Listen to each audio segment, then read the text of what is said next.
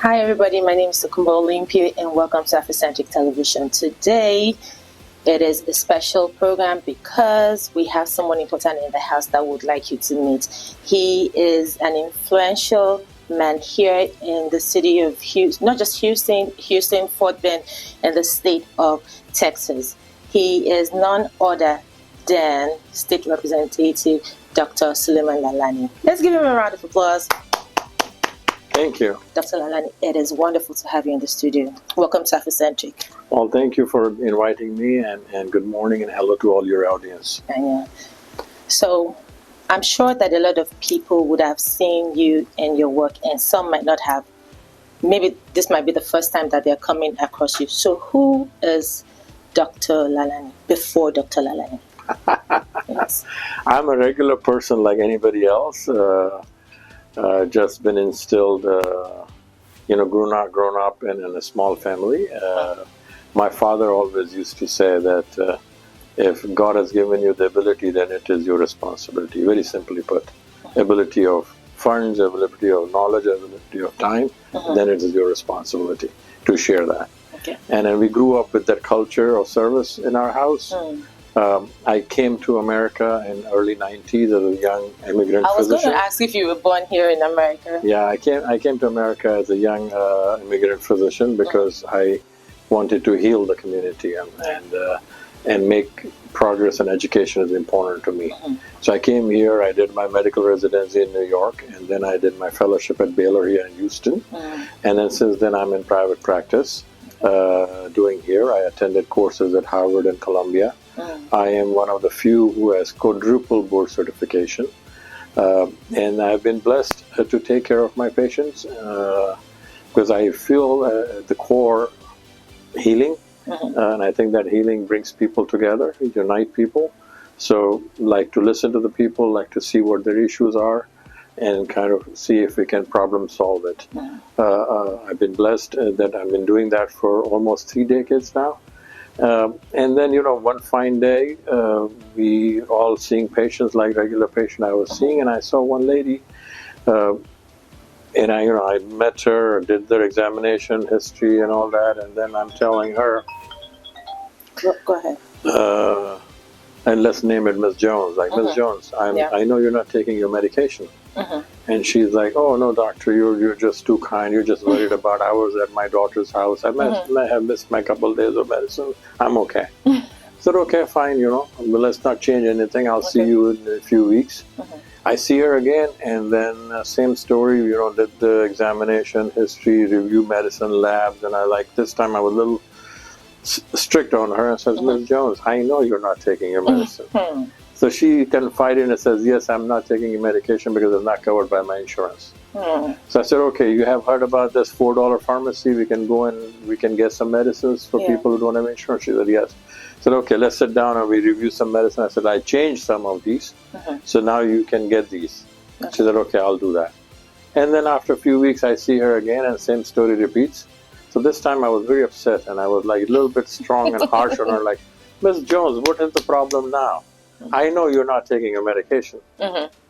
So she, I do geriatrics. That is my specialty, senior people. She puts her arm around my shoulder and look at me with the tears in her eyes and says, hey, Dr. Lalani, I'm on 8 medicine and John is on another 8. 16 times 4 is a number we can't afford on our retirement check. And I came home and I cried. And you have met my wife, Zakia. I told her that I was trying to be smart man, but this lady taught me a life lesson. And we need to do something. And what was that lesson that she taught you? So that lesson was that's what I was like. Look, as a physician, we have helped people. I've been blessed in mainstream community. I've been president of the Exchange Club. I've been, in children and women's and a lot of different places I've been serving. I was actually ambassador to U.S. Congress for Alzheimer's. So I told Zakia that, we are helping people. Well, maybe, and then everybody has servant heart, right? So they'll say, okay, let's find her. No, not everybody. Most. Selected few. So I would say that, let's find her sample medicines or you set her up with the charity clinic or do something like that. But by doing so, we are helping one family. If we are very smart, we'll do 10 families or we do 100 families. But if I transition and go into legislation, and if I pass some good bills, then we can affect millions of people. We can change generation. So I told Zakia that this thought has come in my mind. What do you think? And first we laughed about it, and then she says, let's meditate on it. But I thought this thought I have not put, Suleman, Lalani has not put this thought. Thought has come from in my mind. So we kind of sat on it for 1 week, we prayed, and then we came back and said, this is still there. And she said, if you want to do this, I'm with you. And then I had my sons, I have 3 boys. I had a breakfast table, and we are close families. So I said, look, boys, Papa wants to do this. My younger one is, Papa is the hero. Like, yes, Papa, we are with you. My middle son is a little emotional. He's like, I'm with you. My oldest son started asking me questions. Why you want to do this? What is this? What is going to happen? That way. And then he said, okay, I'm going to come back to you next day. And then after the thought process, he came back and says, we are with you. So I'm blessed that we have the family support. We have the community support with the blessings of good Lord, hard work, and then people's prayer. We got elected. And I'm back on the ballot next week for my 3rd term for re-election. So this is my little story as a physician, and I take pride. I'm also only primary care in the whole legislation. And I'm also very proud to say I'm the first South Asian and first Muslim to be ever elected in the history of Texas. So, I try to take pride, and I'm saying that I take care of ailing patients and now ailing policies. I know. I know you, because I've seen that in your campaign. Now, politics and being a physician, and where do they meet? Has there been ever any time that you questioned yourself, or if you were on the side of governance or the side of people when it came to policies, especially being a physician? No, I think it has helped me. As a physician, we take hard decisions. We take care in difficult moments. We are with people, and then we are not in a business of transaction. We are in a business of trust. People comes to us for trust. They will call us middle of the night, and then they will do what we say. Right? I have examples where people say, "My mom has not listened, but she will only listen to you if you tell them what to do." Or my son, or because that's the sacred relationship of doctor-patient that comes in between. So it has trained me for good and bad, and it has trained me for longer hours. When we were doing residency, we would 36 hours stretch working, and we were quick on our thinking. And I think that what we used to joke as a cheap labor has trained us for life. And we have long hours in legislation. Sometimes we sit like past midnight, 2 a.m. or whatnot, and go in committee and then come back on the floor. So a lot of times we have to take quick decisions, but also we have to take is a very calculated. I'm a man of science, so I look at the data, I look at the history, I look at what is going on, and then that's how I make decisions on me. And it's nothing different on the floor, because when I see a patient, I look at take the history, and then do the examination and find the diagnosis and the treatment plan. Right? Same way on the floor, I look at the problem and I see the assessment, and then I find the diagnosis, what is the right solution, and then I come up with an idea. And that's why I approach it. And I approach it, a lot of issues that I have passed bills, I have told my colleagues, these are not Democrat, these are not Republican issues, these are human issues, these are Texas issues. And then I educate them with that mind frame, and I meet them where they are. And I am blessed to develop that credibility, that trust among my colleagues. So now that they know that Dr. Lalani's office is no nonsense office. We're very serious people. We're honest people. If we commit, we do it. And that's where I was very blessed. In my first session, I was able to pass 36 bills. I was going to come back to Imagine being a minority among minority, but was able to do that. You're able to work with every... And then my second session, we were able to pass 83 bills. And these are not just numbers. These are some life-changing moments for people. For example, last session, I passed a bill on use of AI and deepfake is civil and criminal liability. That's my primary bill that is passed into law. Online impersonation. We have passed bills in scholarships for education. Last session, I was mental health is very important. So I had a bill on me that what you call mandates all the colleges and universities in Texas upon orientation of new students on the tour, they have to take them to mental health office. Because I see so much stress, anxiety, depression, suicides are happening. Yes. But our teens have no idea where to get help. And some few who knows it will not go because they don't want to be pointed out by their peers. So my bill mandates everybody goes, and they go when there's no crisis.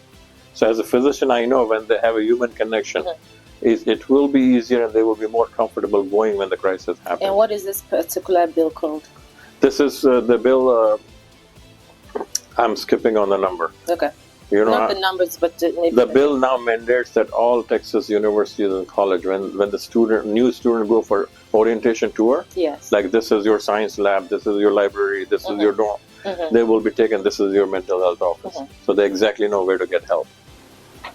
You looking into the mental health of students and people of Texas, and I'm sure it's not just people in the district, but for the state of Texas, it shows that you are particular about the root.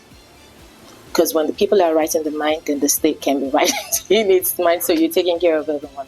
So thank you for that, Dr. Lalani. Yeah, I believe that healthier Texas, educated Texas is a stronger Texas for everybody. For everybody. Recently, you broke for a specific reason. It had to do with the redistricting. Can you tell us a little bit about the redistricting issue and how it affected your district 76? So redistricting happened because of President Trump wanted more seats for his party. And when he called Governor Abbott, he was like, on the golden platter, how can we do it for you? Which is not right, because it affects the representation, especially the representation of the minorities. Redistricting happens every 10 years when the census data, and you see where the people are growing, and then you accordingly make your district, because you should have a fair representation. That's what our forefather meant to do that. That everybody should have a fair representation. That is called House of Representatives, that you're supposed to represent your constituents. But this was a gimmick that was been happening because they wanted to get more seats. So we had no other choice but to deny that quorum, because we don't have enough votes in the Texas House. The Republicans have majority of seats and they have the votes. So only thing we had was to deny the quorum, because we tried to tell them, even that the weather situation that happened, the floods that happens, and all the devastation that was happening. And we were trying to convince the governor and the Republican Party and the leadership, like, let's look at it. Let's make sure we do crisis management. Let's look at people are dying. People are burying their loved ones, and you're trying to bury the democracy.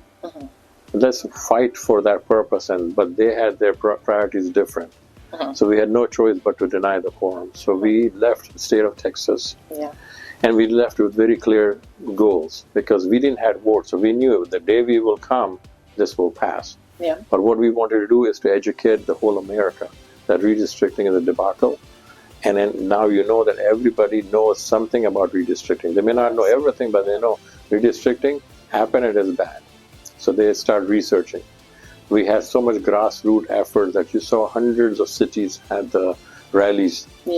Then the other goal was to create coalition with other government which are friendlier states. So we met with the governor. I was blessed to meet with the Governor Hochul of New York. We talked with her. I met with some of the members of her assembly. And then I came to Chicago to join my colleagues. Governor Pritzker was very graceful and gracious and was helpful. The whole team was staying there. Some team actually went to New York. I met Governor Newsom later on at a later date. And then, we created all that bubble. And you saw that what happened in California. That only happened because of the Texas House Democrats took that lead. And our third goal was to have delay so our legal team can have time for getting documentation and work. And you saw the district court actually give the decision in our favor, which was later on, unfortunately, were turned off by the Supreme Court, but district court were. So we achieved our winnings when we did. So we went with a clear mind. It took us a lot of sacrifice, personal sacrifice, family sacrifice, financial sacrifice, emotional sacrifice. The DPS had a warrant to arrest me. It's like I'm a criminal. Because you're fighting for the right of the people. I'm fighting for the right, and then they will come knock at the doors, and there's somebody knocking in the middle of the night, harassing people, harassing the family. It was a terrible situation that has happened. And then they have fined us, personal, that we have to pay from our personal expense. And even now, as we are talking, Governor Abbott and Ken Paxton has a case against me in the Texas Supreme Court to vacate even right now? Yes, even right now, to vacate my seat. They're saying you're not doing your job. And my answer is, I am not there to warm the chair. I'm there to represent my constitution. I'm doing my work. And I know constitutionally they cannot do that, but they just want to harass me, and they want to make sure that I go through some financial crisis. In your constituency, what can you say makes a large number of the people? How diverse is your constituency at the point? My district is very diverse. One of the very diverse district in the Fort Bend County, which itself is a very diverse county in USA. I would say I probably have 25% of each. I have the Caucasians, African Americans, Latinos, and Asians. It's almost about 5 points up and down, but almost equal. It's a blend of everyone. It's a blend of everyone, which is a blessing. Why you had to make sure that you fought for everyone so that they can all have a voice, even within that. Yes, and that's what I've tried my best to represent everybody, irrespective of the faith, irrespective of the color. If there is a need, I will represent. In fact, I'm very proud to say I get calls from constituents who are not mine, because I proudly say if I'm not your representative, I'm up for adoption. You can adopt me. So anybody can adopt. And when I am on the floor, even though I'm representing my district, but I'm on the floor, I'm working for Texas. Yes. And so I get so many calls, and our office has worked through. I mean, there was one specific bill that we helped pass. The lady. She actually has a special need child. She came to us and explained to us that there's a problem when the special need child graduates from the school.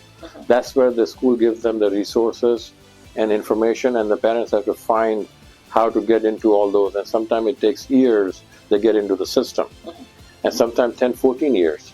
And how do we resolve this? Because these child needs help. So we passed a bill last session, very proudly.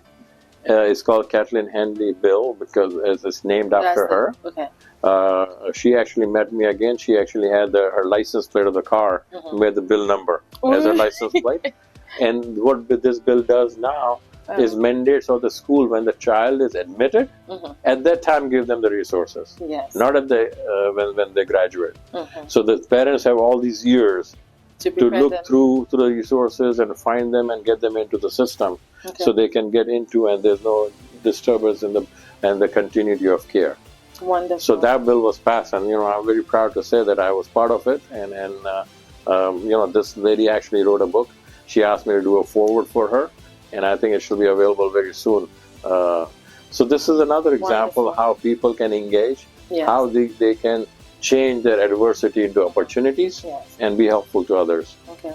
And then now that the election is coming up, what would you like to tell people at home watching in terms of making sure that their votes, that their voices count, using it positively, and what would you like to tell them from Dr. Lalani? So I will tell them, look, use your vote wisely, because your vote is your voice. Okay, we are going through some very unprecedented time. We are fighting for our freedom of speech, freedom of faith, and now being freedom of being American. I mean, we have been questioned because of the color of our skin. People are stopping us. There are people who are caught by ICE who are American nationals.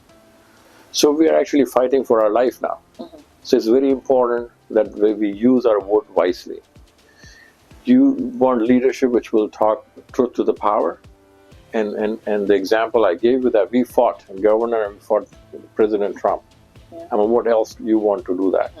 And I would also tell to all of my other especially Muslim communities and others who are activists and who feel the human rights that has been going on. I was on the record to call Congress and President of USA to sanction the government of Israel because of this genocide, when it was not even fashionable to say that. Yeah. I was brave enough to do that. I was on the Congress floor fighting for them.